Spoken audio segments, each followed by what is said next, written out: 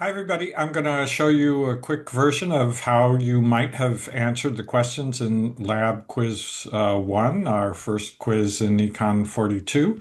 So we'll start out with a blank R script. And as usual, our very first thing we should have, and you could copy and paste these, very first thing we should have is tidyverse loaded and model summary.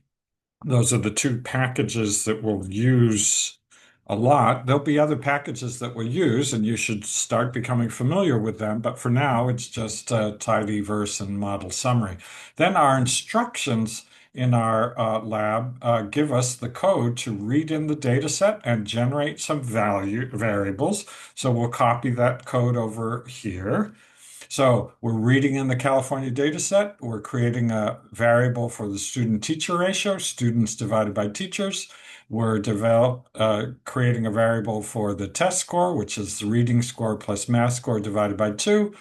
We're renaming the variable English to be EL underscore percent. We're renaming the variable CalWORKS to be CalWORKS percent, and then the fraction of people eligible for free and school lunches we're calling meal percent. So that's our data set. So we can run all these commands as a block. Could run them line by line. My libraries are loaded.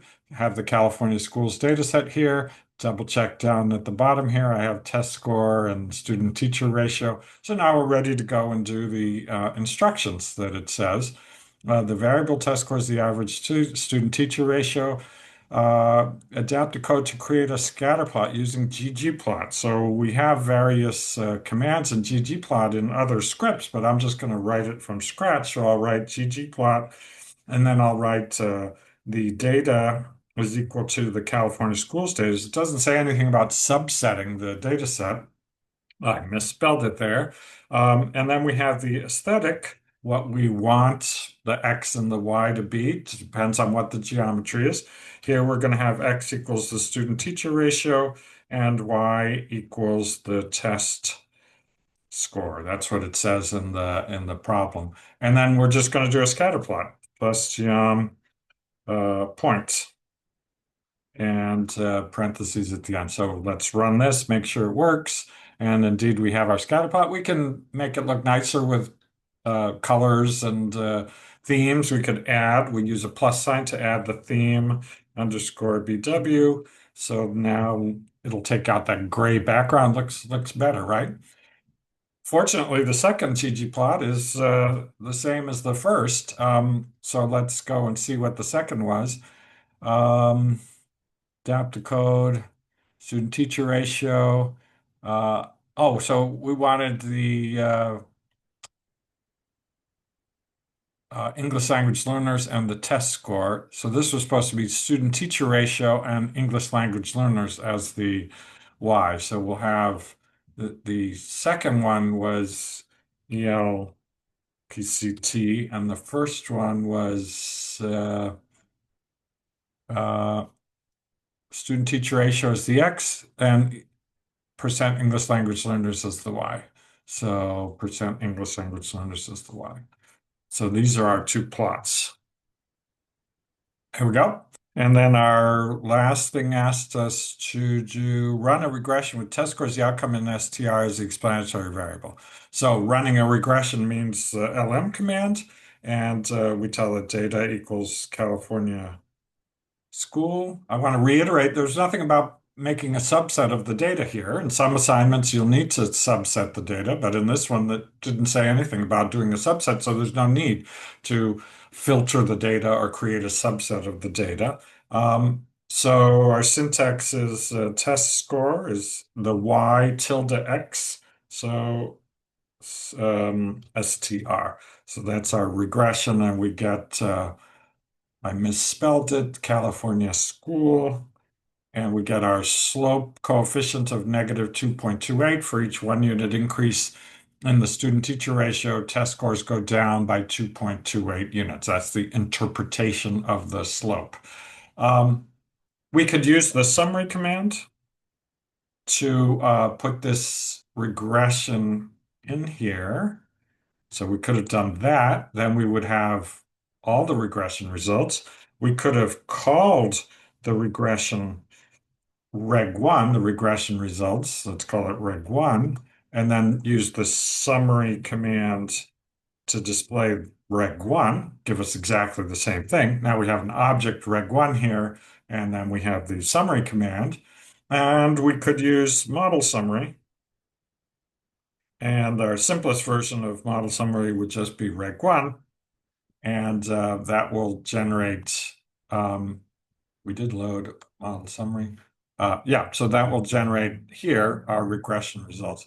Usually we'll have more than one uh, regression, so we'll put our regression results together as a list. So like this, reg1, reg2, and let's say we had a second regression. Let's generate a second regression.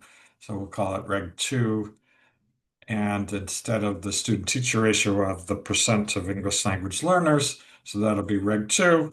So we gather them in the lists, and then we do model summary of the two regressions. So we call them models now.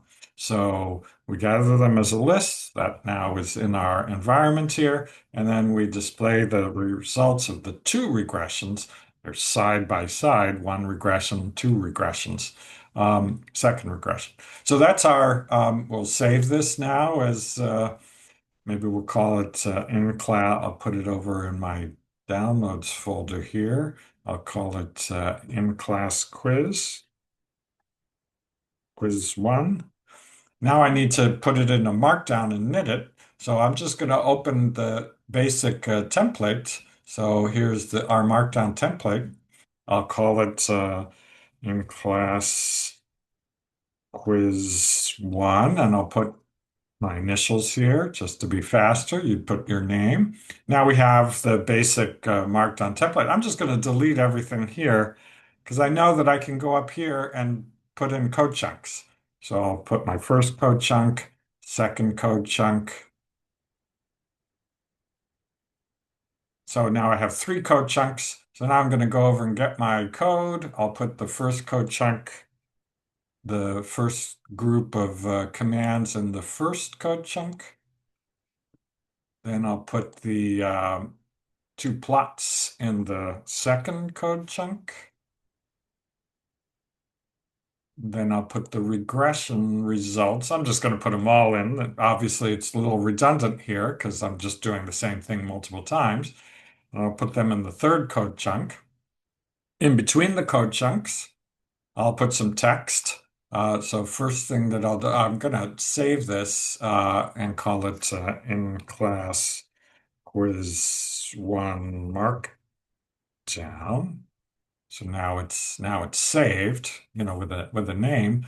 I'll put some introduction. This is the quiz. I'm just going to make up some words here. You would generate a fuller report. Some more text. Uh, Below are two scatter plots. They show that. Now, if you had time, it'd be good to add labels to these scatter plots plus labs, and in particular, a title. And your title could be table one, comma, uh, student teacher ratio, teach, and percent English learners. All right, so now you have a title. So now you can say table one shows that because I've labeled it. Always good to put a space before and after all text. Here I'll go below the regression results below. And this shouldn't have been a table. This is a figure. Correcting myself, right? Because it's not a table. This is the figure. Here's the table. The regression is below in table one. Now we have a table, right? So I could give a model summary allows me to have a title. So you can see in the book the syntax for the title. So that's some text here, and we'll save it and we'll knit it. will generate an HTML file. And the HTML and the RMD is what we want to upload, those two files to. And here's our HTML report. I didn't put echo equals false in any of the code options. I didn't put message equals false, comment equals NA, warnings equals false. Those are the options. It'll give a cleaner report, but this is the bare basics. You should read Appendix B in the textbook to see how to do that. So that's the quiz, and we'll see, you can see in the recording how long it took. You should do this several times to practice it because you'll be doing this again and again. So it's a good idea to get really familiar with how to do this.